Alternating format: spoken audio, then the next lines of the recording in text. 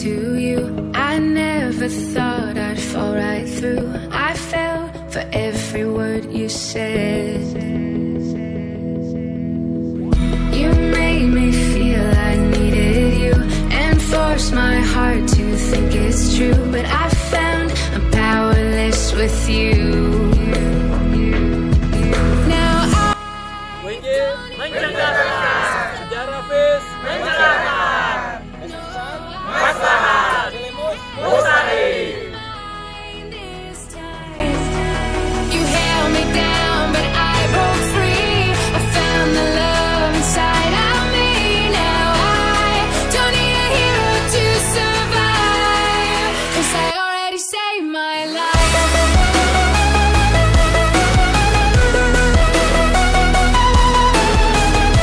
Ya, bagi Anda semua yang di luar sana terus mencobain wisata trekking yang ada di Desa Wisata Edukasi Cisaat yang ada di Kampung Seni Cilimus RW 03. Mantap. Mantap banget. Nah, kalau asobah sisanya itu kan bisa banyak bisa dikit. Nah, saya ini terakhir kebagian yang dikit nih kebetulan ya. Jadi yang saya akan berikan di sini adalah pemanfaatan video dokumenter sejarah di Desa Ciater, Subang, Jawa Barat. Nah, Bapak-bapak sekalian ya, ketika kita bicara mengenai zaman sekarang, nah zaman sekarang itu kan segala sesuatunya itu bertumpu kepada tontonan. Orang itu paling senang nonton, Bapak. Ya, paling senang itu dikit-dikit anak kita kalau main handphone yang dilihat adalah video, yang dilihat adalah YouTube. Nah, sekarang bagaimana ya, informasi yang ada di Desa Cisaat itu bisa tampil dalam bentuk video? Itu barangkali menjadi suatu tantangan juga. Nah, arti penting sejarah itu adalah masa lalu yang melahirkan masa sekarang. Ya, jadi kalau tadi saya coba-coba googling, misalnya orang Cisaat di sini itu menghormati yang namanya Iyang Patih ya, yang katanya menyebarkan Islam di kawasan Subang. Nah, kalau dicari Iyang Patih itu siapa? Nah, Iyang Patih kan kalau namanya Iyang itu kan berarti kan orang tua, orang yang dituakan. Ya bisa itu kiai, bisa itu siapa. Tapi kalau disebut Patih, berarti kedudukannya adalah seorang patih. Ya, patih itu adalah seorang pembesar di istana. Yang paling dekat dengan Subang itu adalah Cirebon. Ya, kemungkinan adalah patih dari Cirebon. Cirebon ada 2 kesultanan dan 1 kecerbonan.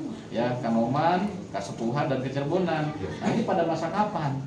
Nah, itu sebenarnya bisa dicari informasi ini. Nah, kalau misalnya orang di Cisaat ini sudah ada sejak abad ke-17, patih di Cirebon namanya siapa? Mungkin akan ketemu tuh nama patihnya.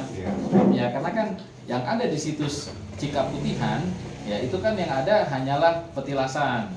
Ya, tapi di situ juga dikeramatkan. Karena kalau orang zaman dulu petilasannya aja ya istilahnya memberikan sesuatu manfaat. Ya, kita tahu misalnya di kawasan Tasikmalaya ada yang namanya Gua Saparwadi, ya, tempatnya Syekh Muhi, Abdul Muhi Pamijahan. Ya, itu kalau kita minum air di situ, itu katanya sama dengan air jam-jam. Ya, katanya si Abdul Muhi itu kalau masuk ke Gua Saparwadi itu nembusnya ke Mekah. Kan begitu. Nah, jadi kalau ya, istilahnya seperti ini, ya sejarah di Desa Cisaat ini merupakan bagian dari sejarah besar yang ada di kawasan Jawa Barat. Ya, bisa Syekh Abdul Muhi. Kalau Syekh Abdul Muhi, dia punya tarekat namanya Sataria. Ya, dia punya guru namanya Syekh Burhanuddin, diulak-ulakan di Padang. Ya, kemudian dia punya murid nanti Ratu Ageng, ya nenek dari Diponegoro. Makanya nyambung di Singaparna ada Kiai Jenderal Mustafa gitu kan yang ngelawan Jepang. Karena darahnya sama gitu. Jadi antara orang Cisaat yang ada di sini dengan orang yang ada di Cirebon barangkali Islamnya adalah Islam yang sama karena arusnya berasal dari leluhur yang sama. Nah, itu bisa kita ceritakan Islam di sini dari sejarahnya gitu kan ya. Dan ini akan menarik. Kalau saya dengar tadi cerita dari Kang Yono gitu ya, kemudian ada diskusi tadi kita, saya kira ke depan sebaiknya memang ya UNJ ini bikin semacam apa ya, kerjasama di Desa Binaan, mungkin satu kali bikin semacam festival Desa Cisaat. Ya, tadi ada Agustus gitu ya, atau mau pakai Agustus itu sebagai festival. Jadi rame-rame kita ramekan di sini gitu ya. Ada satu momentum penting, diawali misalnya ritusnya itu dengan misalnya kita semacam tawasulan bareng gitu ya di Cikaputihan. Kemudian terakhirnya baru ke Bukit Cinta terakhir. Jadi istilahnya dari yang spiritual sampai yang tadi ngomongin tentang kisah cinta itu nyambung gitu. Kenapa Senin Kemis nggak boleh? Apa karena kemungkinan Senin Kemis itu puasa? Ya, karena itu disucikan kan bisa begitu. Iya. Ya makanya kalau mau cinta itu abadi sering-sering puasa. Ya jadi biar nggak ribut nanti kalau laki nggak punya duit, ini nggak ribut puasa. Ya makanya cintanya abadi kan begitu. Ya karena kenapa orang kita nggak boleh Senin puasanya naik bukit cinta disuruh puasa. Nah begitu juga. Ya mungkin ada orang zaman dulu kan kadang-kadang bilangnya begitu. Ya di kampung saya misalnya itu jangan ke situ. Kenapa? Banyak memedi. Banyak kuntilanak, sundel bolong, ada pohon bambu di situ. Jangan ke situ. Kenapa? Nyata daerah situ banyak rawaknya. Kalau orang main di situ kecebur, dia kejeblos, ada banyak ulernya. Ya, zaman dulu begitu ya. Di kampung saya, Pak. Ya, kampung saya Cengkareng. Itu kampung juga itu. Ya orang Betawi kampungnya sekarang udah habis, jadi kontrakan, Pak. Ya, kalau tapi saya ngerasain tuh kampung. Di situ ada lumpur-lumpur, nggak boleh ke situ. Ternyata bukan cuma itu. Zaman Jepang datang itu banyak sekali ranjau. Jadi begitu sekarang dia dibeli sama Garuda, dibikin rumah sakit, itu yang pertama kali diamanin dikirim tentara, Pak. Ambil ranjau-ranjaunya dulu. Ternyata orang zaman dulu membungkus kekeramatan itu karena di situ daerah bahaya. Ya mirip dengan di Kampung Naga. Ya ditaruh hutan di atas gitu ya. Kenapa dikeramatkan di atas? Itu nggak boleh ditebang. Kalaupun itu ditebang longsor. Ya jadi orang zaman dulu itu mungkin ya ilmunya tinggi, cuma nyampein ke kitanya itu dengan bahasa yang gampang. Pokoknya keramat aja, udah nggak boleh nanya, pokoknya keramat. Ya kalau orang kita kan kalau dikasih tahu bandel. Tapi kalau ditakut-takutin, takut. Ya. Jadi sejarah itu kadang-kadang begitu, kadang-kadang banyak gitu cerita yang kadang-kadang udah ada, ya tapi orang zaman sekarang anggapnya remeh. Padahal nilainya sangat dalam. Nah ini video dokumenter, tadi saya coba-coba cari di YouTube. Nah video dokumenter ada gitu ya. Di tentang desa Cisaat yang ada sedang tawasulan, yang mimpin ada abahnya juga itu ya, ada yang lagi tawasulan gitu kan, awalnya bahasa Sunda tapi baca wiridnya mirip lah dengan Rotibul Haddad gitu ya, agak mirip dengan baca Mawizatain, kemudian Alif Lam Mim ya, kemudian ayat kursi, terakhirnya amanah Rasul ada la ilaha illallah, la ilaha illallah gitu kan ya, itu sama lah kayak orang tahlilan gitu tawasulnya, cuma di situ disebutkan ada yang Prabu Siliwangi segala macam tawasulnya. Ya, karena ini kepercayaan orang Sunda kebanyakan melihat kalau Prabu Siliwangi masuk Islam. Ya ada yang mengatakan begitu. Ya karena Prabu Siliwangi punya bini seorang Muslim, nanti punya anak, yaitu kan ada Kian Santang, nanti dia punya itu namanya Sunan Gunung Jati. Ya itu kan nyambung semua. Dan Prabu Siliwangi kan istilahnya matinya nggak ketahuan, dibilangnya moksa. Nah orang itu punya pendapat moksa itu bukan berarti hilang, tapi dia pindah agama, cuma kan biar rakyat yang gak geger, ya dibikinlah semacam identitas yang namanya moksa atau ngilang. Padahal dia masuk Islam jadi bertapa. Ada kepercayaan begitu. Ya ini makanya di beberapa tempat saya lihat orang Sunda banyak yang kirim Fatihah ke Prabu Siliwangi. Ya ini kepercayaan juga dan ini nggak salah-salah juga. Ya terlepas dari versi ini mungkin tidak terlalu kuat, tapi kepercayaan itu kan nggak bisa digugat.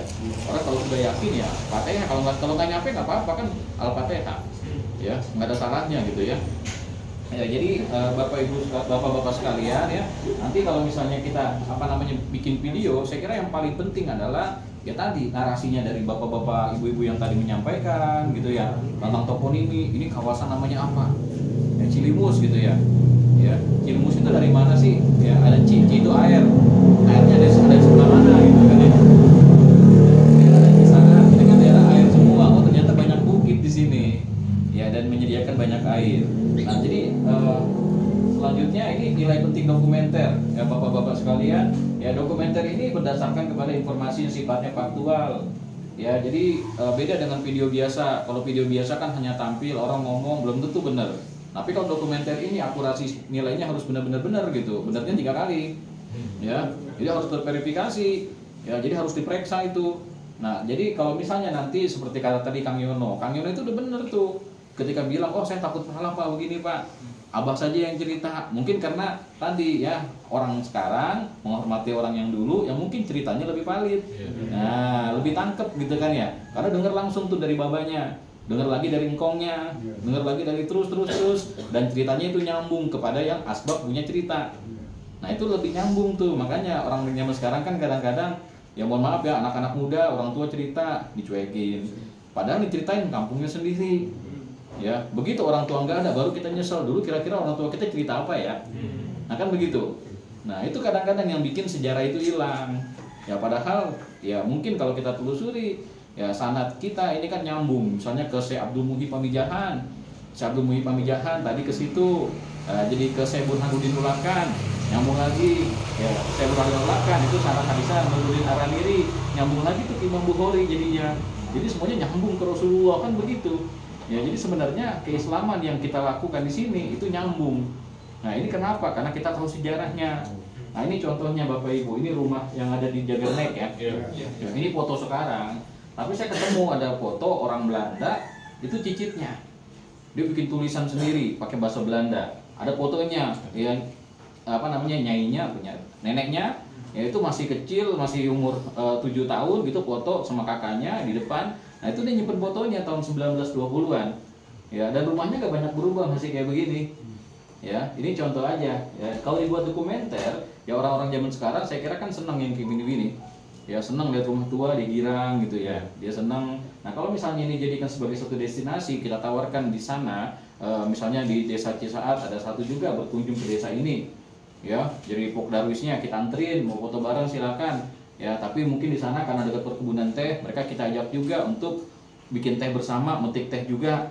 Ya mungkin nggak usah pakai ngejemur, kelamaan kalau hujan nggak jadi tuh teh. Ya jadi habis dipetik, ceritanya tehnya udah jadi, tinggal dibikin gitu ya. Tadi singkongnya ditaruhin gitu ya. Jadi bikin paket juga, apa namanya, paket wisata minum teh gitu ya. Ya jadi bule-bule itu kan memang kadang-kadang ya orang-orang luar itu kan kadang-kadang senang dengan budaya kita yang kita anggap biasa aja, mereka bilang luar biasa. Ya saya pernah ke Istiqlal, bule itu bingung gitu ngelihat orang masuk kok pada ke tempat wudhu, nanya itu apaan?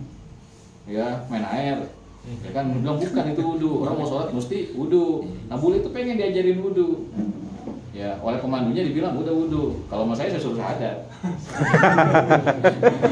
Ya kan udah wudhu tinggal sholat ya. Ya ini enggak, sama pemandunya disuruh wudhu gitu ya, dan bule girang gitu, oh ini pengalamannya wudhu. Ya jadi kalau di Hindu ada tuh yang dicipat-cipatin air gitu ya, yang kemarin banyak artis itu begitu juga. Nah kalau Islam kan orang-orang bule itu diajar wudhu aja girang. Ya padahal mereka bukan Islam gitu, tapi ada pengalaman karena orang-orang itu demennya pengalaman gitu. Ya kayak anak kota zaman sekarang diajak naik kebo girang Bapak Ibu. Ya zaman kita kan dulu main kebo biasa sehari-hari. Ya. Nah ini video dokumenter Desa Cisaat. Yang tadi saya ceritakan ya ada dua jenis. Yang pertama adalah profil Desa Cisaat, yang kedua adalah tempat keramat. Yang Cikaputihan itu. Cikaputihan itu cuma satu videonya, ada yang ngevlog gitu ya. Dan itu juga informasinya belum terlalu jelas juga, suaranya putus-putus, durasinya juga agak sedikit apa namanya tidak terlalu jelas juga gitu bagian-bagian tertentunya. Nah jadi saya kira untuk menambahkan daya tarik Desa Cisaat ini kita perlu pembuatan semacam video dokumenter. Nah tadi saya memetakan dulu nih, kalau bikin video dokumenter sebenarnya banyak yang bisa diceritakan. Ya, Singaan, kenapa namanya singa? Ya. Ternyata kan di kawasan Priangan ini yang namanya singa, macan, maung itu kan identik dengan Siliwangi gitu ya. Jadi nyambung tuh sebenarnya. Ya nanti ada lagi Malang juga Arema itu punya gambar juga singa. Ya, jadi memang identitas lokalitas Jawa Barat yang dekat dengan singa ini menjadi hal yang penting. Sih. Ya, ini terakhir ya beberapa yang harus dilakukan. Yang pertama adalah memetakan potensi cerita sejarah. Jadi nanti kita bisa inventaris tuh dari yang tadi Bu Mati. Nanti setelah selesai jadi buku, paket terakhirnya adalah bikin video. Jadi ntar Cisaat itu punya paket yang komplit. Anak sekolah kesini kita setelin tuh videonya. Ini loh setelan Desa Cisaat, Islam sudah lama. Jadi wajar kalau di sini mayoritas penduduk beragama Islam. Sejak zaman Sunan Gunung Jati sudah Islam, gitu kan ya. Sejak zaman misalnya Yang Pati tadi. Ya, itu kan artinya wajar kalau di sini menjadi salah satu populasi penduduk Muslim yang cukup kental dengan keislamannya. Kemudian ada kajian toponimi atau asal muasal tempat. Ini namanya Cilimus, di sana Cisaat. Cisaat kan nggak cuma satu. Ya, tadi di Ciamis ada. Ya, kalau saya dulu tahunya pertama kali Cisaat itu di kawasan Sukabumi. Ada pondok pesantren Al-Masturiyah, Cisaat juga tuh. Ya, Ki Abdullah Mastur. Nah, kemudian ada juga tentang asal muasal penduduk desa. Ya, ini yang dulu pertama kali jadi lurah di sini siapa gitu, Desa Cisaat. Ya, itu kan jadi hal yang menarik juga. Ternyata dari dulu ya, sebelum Indonesia merdeka di sini sudah punya kepala desa. Ya, artinya sudah demokrasi duluan di sini gitu kan ya. Kemudian arsitektur tertua yang dijadikan sebagai ikon Desa Cisaat. Ya, jadi kalau orang zaman sekarang pengen tuh kalau misalnya ke satu tempat ada yang identik dengan itu, di Jogja ada Tugu, ya kemudian ke Jakarta Monas, kemudian kalau orang pergi ke Kuningan Cibubur gitu ada rumah balai adatnya gitu ya. Nah kalau ke sini kalau misalnya orang mau tahu Cisaat di mananya gitu ya, bisa saja kan di depan kepala desa tadi yang dibuatkan ada tugu gotong royong gitu ya. Ya itu bisa juga sebagai jualannya karena orang Cisaat senang bergotong royong misalnya. Kan itu kan bisa disampaikan sebagai wisata edukasi. Jadi benar kata Kang Yono, ketika orang pulang ke sini orang jadi tahu gotong royong. Orang jadi tahu bahwasanya orang di sini punya sejarah yang panjang tentang tradisi keislaman. Jadi kalau tadi ada pantangan-pantangan Bukit Cinta Senin Kemis itu ada nilainya. Ya bukan sewaktu-waktu nggak boleh. Nah bisa juga dengan cara yang lain. Kenapa Senin Kemis 2 hari diliburin? Biar nggak tiap hari orang ke sono. Ya kalau nggak tiap hari ke sana berarti kan ada waktu konservasi tumbuhan. Ya, jadi tumbuhan itu yang biasa kita injek, ya Senin dan Kemis mereka nggak diinjek, mereka bisa punya hak untuk bernapas dan tumbuh kan begitu juga. Itu kan cara orang dulu mengedukasi kita dengan cara pantangan tadi. Nah itu saya kira hal-hal yang bisa kita sampaikan. Nah, Desa Cisaat sebagai desa wisata dapat mengembangkan beragam potensi dan eksplorasi untuk menambah daya tariknya. Jadi ini sudah punya daya tarik, Pak Sandiaga sudah kesini, dan bagaimana kita packaging dalam bentuk video dokumenter. Itu yang kemarin yang saya bicarakan juga dengan Edura. Edura sudah kesini, udah syuting 1 hari, dan nanti kita cek juga itu video yang sudah dibuat oleh Edura, dan saya sudah berikan masukan juga ke mereka, dan sudah ketemu dengan orang-orang Edura itu. Nah harapan kami sih di sini, semoga edukasi yang disampaikan lewat video ini menambah daya tarik sehingga orang-orang yang ada di luar sana mau ke Cisaat untuk belajar tentang kesederhanaan, tentang bagaimana membangun kemandirian, ya tentang tadi nanas gitu ya, tentang kemudian tentang ada apa namanya orang pergi ke sawah, tentang pengalaman mereka berkebun, karena kan orang zaman sekarang sudah malas berkebun. Ya kalau saya mau berkebun Pak, cuma sawahnya udah nggak ada. Ya kakek saya dulu punya kebun, ya bapak saya udah nggak sempat ngebun gitu ya, udah habis. Ya tapi sekarang sudah habis. Ya Jakarta itu ya juga mirip dengan ada di sini gitu ya. Kita pun Islam punya sejarah yang panjang.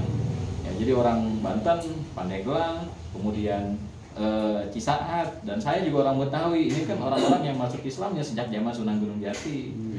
Ya nyambung ke sana semua barangkali. Barangkali itu Pak dari saya. Jadi saya ini penutup ya, kalau penutup mah enak bagian sisa-sisanya aja. Assalamualaikum warahmatullahi wabarakatuh. Baik, terima kasih Pak Humaydi atas pemaparan materinya. Apakah ada mau sharing? Kami Cilimus RT 10 RW 10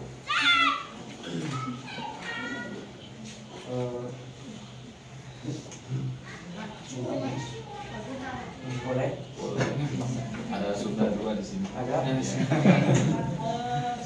Nah, aku kenuhun ka di parang kesulitan ka